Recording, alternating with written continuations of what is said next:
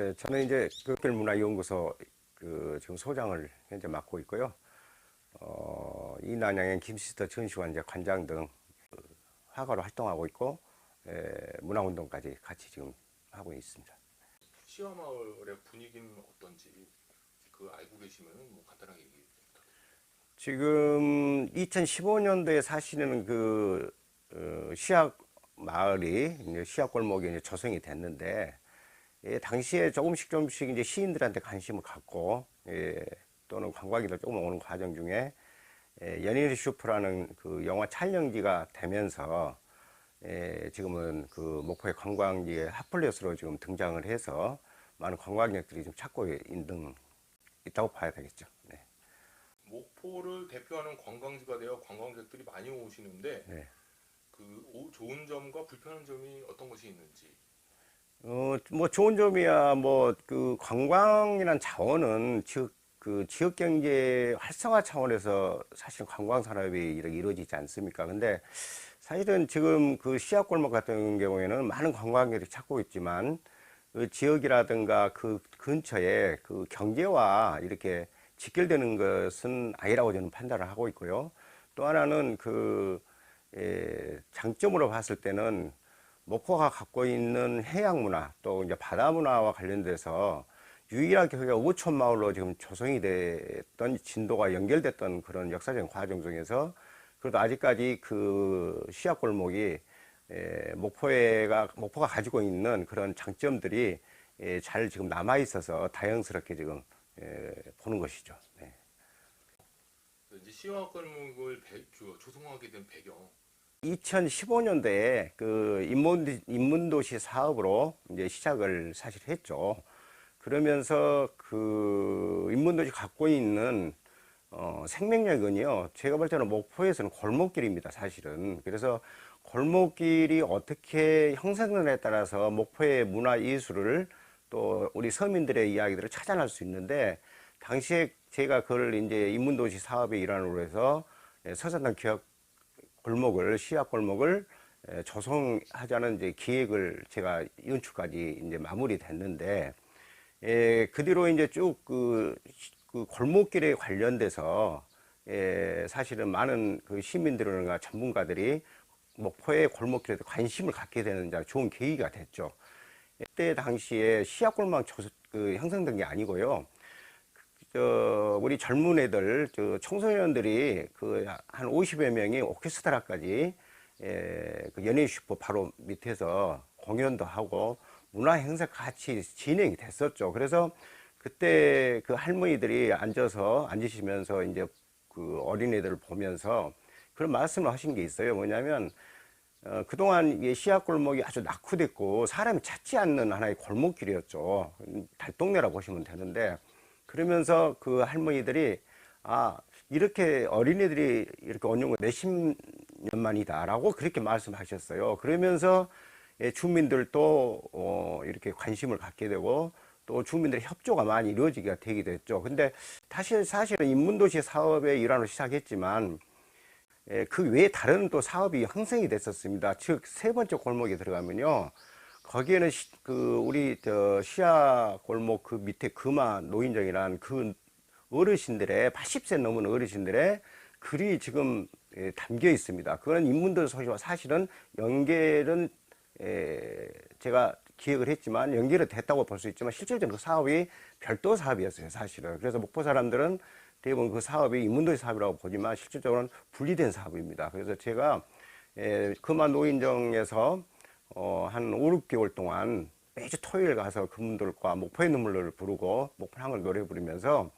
때에 따라 음식을 갖다 드리면서 그림도 그리고 또 그분들이 또 글도 모르신 분도 많습니다. 그래서 구도로 저희가 이제 녹음하고 그래서 그걸 구도로 잡아내고 그걸 이제 그 할머니들 갖고 있는 마음의 심정 또는 살아오는 삶의 이야기들을 하나씩 빼낸 거죠. 그래서 다만 그분들이 이제 그림도 지금 그려져 있지만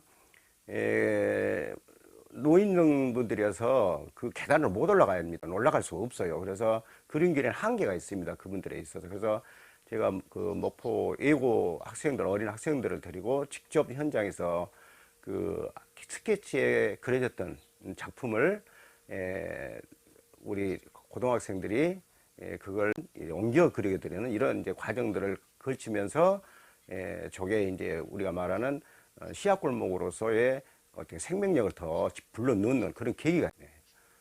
방금 말씀하신 게 목포 예술고등학교 맞죠? 네, 그렇죠. 제가 다시 설명을 드리면 첫 번째 골목은 당시에 그 옹금동 서산동의 시를 짓게끔 했었습니다. 그래서 목포에서 활동하는 작가들이 그 주제를 가지고 지었고요. 두 번째 골목은 그분들이 다시 목포에 거주하고 계시는 활동하시는 시인들이 목포와 관련된 시를 직접 짓게 했던 것입니다. 그리고 세 번째 골목에는 목포의 작고 작가라든가 또 김지아 선생이라든가 또 박하선 선생 이런 분들의 문인들의 글을 그 짧게 캐치를 해서 거기에 기록하고 또 방금 말씀드렸다시피 그 주민들의 이야기의 삶과 이야기를 같이 세 번째 골목에 담게 된 거죠. 또 하나는 저게 그 시약골목이 갖고 있는 특성이 있습니다. 여러분이 잘 아시겠지만 통영이라든가 감천말이라든가 동피랑 같은 경우 차이점이 분명히 있습니다. 그런 그 전국적인 관광 팩트의 동피랑이라든가 방금 말했듯이 감천말 같은 경우에는 미술인들이 직접 벽화를 그렸어요. 그때 당시에 공모 사업으로 시작됐던 것들이 나중에는 그게 이제 관광 상품화 되면서 그렇게 이루어지게 된 계기가 됐고요. 그래서 그 감천마을 동피랑 마을하고는 전혀 다른 컨텐츠를 갖고 있습니다, 사실은. 그게 지금 목포가 갖고 있는 특색입니다. 제가 처음에 기획할 때는 저게 페인트라든가 이런 것들을 예산의 문제가 떠나서라도 보셨겠지만 페인트가 벽에 전혀 그려지지 않아 있어요. 그 안에도 무슨 스토리를 넣을 것인가를 굉장히 저는 강조를 했고, 거기서 목포 사람들의 이야기 그리고 그분들의 삶의 이야기를 생명력 있게 누었던 그런 컨텐츠라고 보시면 됩니다. 그래서 서산에 갖고 있는 생명력은요, 그 화가들이 들어가서 페인트를 벽화로 완전히 치장하는 그런 컨텐츠가 아닌, 방금 말했듯이 그대로 그 주민들이 살아 계시는 그런 그 골목길을 그대로 보존하면서 거기다 방금 말했듯이 문화적 컨텐츠를 집어넣는 그런 기획이어서 어느 동네에 가셔 보지만 벽화 마을을 보면 전국적인 벽화 마을들이 거의 비슷합니다. 그래서 화려하고 또 뭐 스토리를 넣기도 하고 그러지만 여기는 전형 벽화, 다른 벽화하고 다르게 또 하나 시를 넣었다는 데서 전혀 다른 차이점이 있다고 보시면 됩니다. 저기는 보존을 어떻게 시가 좀 꾸준히 갈지는 모르겠지만 그 주민들이 살아오는 그런 골목길을 그대로 보존시키면서 그 문화적 컨텐츠를 집어넣는 그런 생명력을 가져야지 시약 골목이 가지고 있는 생명력을 계속 꾸준히 갈 수 있다고 저는 지금 강조하고 있는 것입니다. 어떻게 진행을 시작하게 됐는지.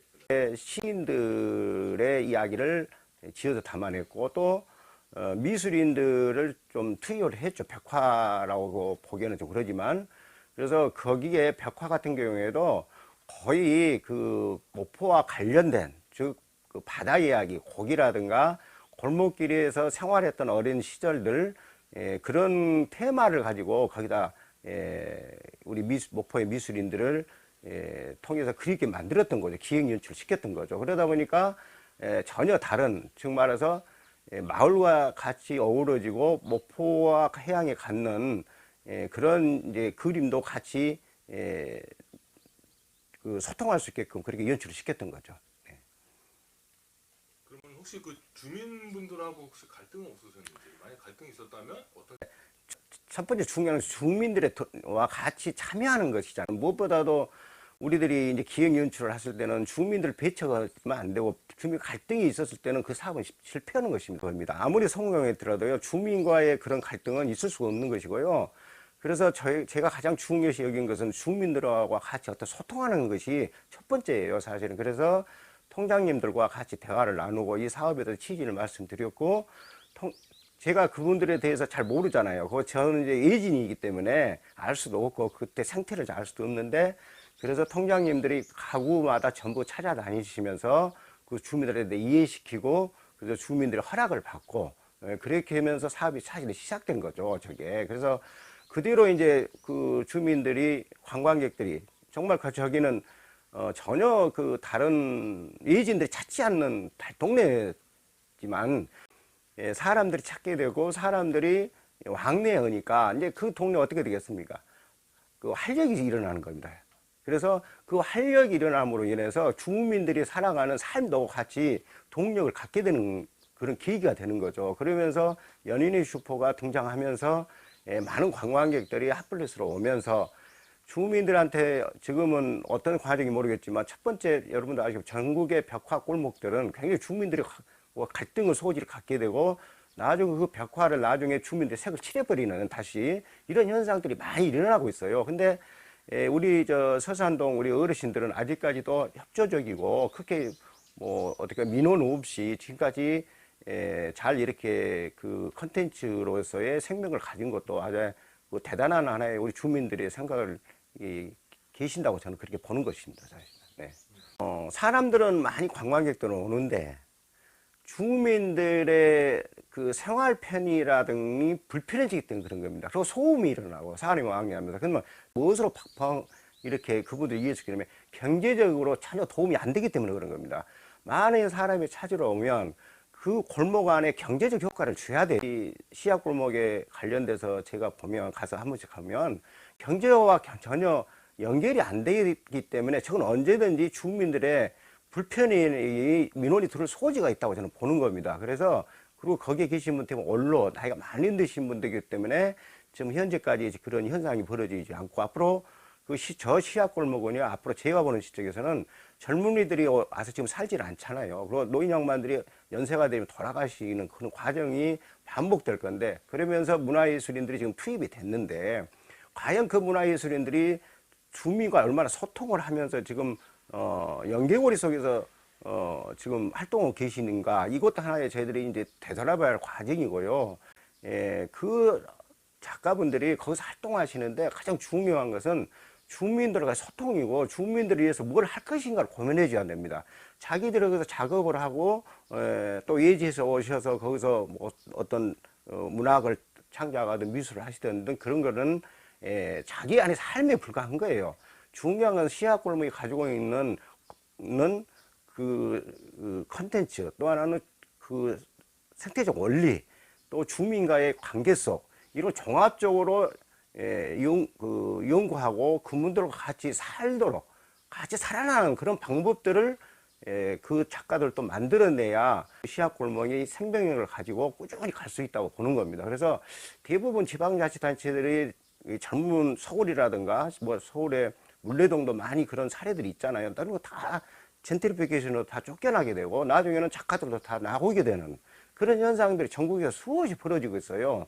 그래서 다만 시약골목도 그런 절차를 밟지 않도록 많은 연구를 통하고, 그 지금 현재 활동하는 작가들이 정말 그냥 작업이라는 걸 떠나서 그 안에서 어떻게 공존할 것인가를 연구해야 한다고 저는 보는 겁니다.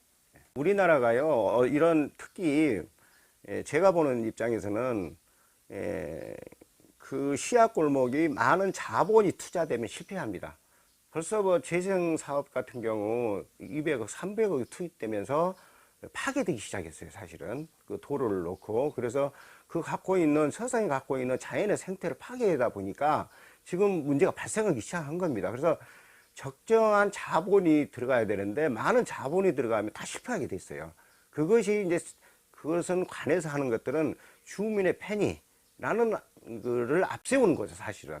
그리고 또 하나는 아시겠지만 이쪽에 북교동 골목도 북교동 예술인 골목으로 조성했지만, 실질적으로는 이 북교동 예술인 골목에 갖고 있는 자원은 우리나라의 근대문학의 산실이에요. 목포가 갖고 있는 시약골목은 목포가 갖고 있는 문학과 연결된 거예요. 그냥 어촌 마을이다 또는 그 달동네에서 시화가 들어간 것이 아니에요. 목포가 가지고 있는 강한 예술이 문학입니다, 사실은. 그 문학을 제가 알기 때문에 시약골목이라는 마을을 조성을 거기다 했던 것이고, 그래서 그게 하나의 핫플레스로 일어나는 것입니다. 그냥 시약골목이라는 생명력이 아니었어요. 목포가 갖고 있는 뿌리에 문화예술이 깊숙이 들어가 있는 겁니다. 혹시 그 기억에 남는 재미있는 에피소드 같은 거 있으면은 한 가지 정도 이야기해 주시면 우리 서민들이 살아가는 그 마음의 이야기를 뽑아내는 것이 굉장히 쉽진 않아요. 근데 그 중에서 그분들이 제가 목포의 눈물도 부르고 또 목포 항구도 가지고 합창도 하고 그래서 할머니들한테 노래해 보세요. 그러면 노래를 좀 진도분들이 많기 때문에 끼가 있어요, 그분들은. 그래서 그 끼가 어디서 나오냐면요. 저도 처음 들었지 못한 이상한 노래, 그 노래들을 부르셔요. 그러니까 우리가 일반 대중가요 아닌 노래를 부르십니다, 이분들은. 그래서 그런 기록들도 사실은 굉장히 중요할 건데, 그렇게 흥을 가지고 그분들과 같이 만들었다는 것들이 굉장히 중요한 하나의 저한테는 기억이 남고, 아마 이제 연세도 많이 되셔서 80 다 넘으셨고, 그때서 내가 80이 다 넘으신 분들이라 왜 70세 분들이나 그 후배들은 없습니까? 그랬더니 1호로 갔습니다. 그러신 거예요. 그래서 그런 분들의 삶이 곧 하나의 중요한 자원이 되는 거예요. 그래서 그분들의 생각과 또는 삶의 이야기를 꾸준히 더 담아내는 그런 작업들이 더 있어야 되지 않냐, 그렇게 보는 거죠. 시약골목의 미래는 어떻게 됐으면 좋겠다. 그러니까 시약골목은 이제 앞으로 전국에서 저렇게 지금까지 보존되면서 주민들이 살아있는 그런 생태적을 보존하면서 핫플러스 된 데는 거의 전국에 없습니다. 다 인위적으로 막 벽화가 들어가서 막 화려하게 한다는 건데, 방금 말씀드린 그런 것들이 조성돼서 하기 때문에 이걸 그대로 보존해서 콘텐츠화 시키는, 그리고 주민 경제와 연결해 들어가는 이런 것들이 앞으로 시약골목에 꾸준히 갈 수 있는, 우리 후세들한테 남겨줄 수 있는 자원이에요. 그래서 그런 좀 희망을 가지고 보존 쪽으로 가면 이 시약골목은 영원히 변치 않고 핫플레스 또 관광의 컨텐츠에 전국의 시범적으로 갈 수 있다고 저는 그렇게 보는 겁니다. 선생님 그 인터뷰 마치겠습니다. 네, 마치겠습니다. 수고하셨습니다. 네.